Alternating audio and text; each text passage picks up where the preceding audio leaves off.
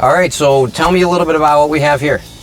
We have Sauvignon Blanc. It's certified California, organically farmed, sourced from a couple of different vineyard sites in Mendocino. We want to see something that is really pure, good acid. It's bright.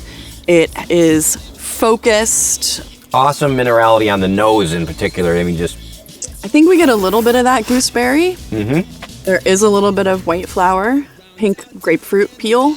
Yeah, lots and lots of citrus.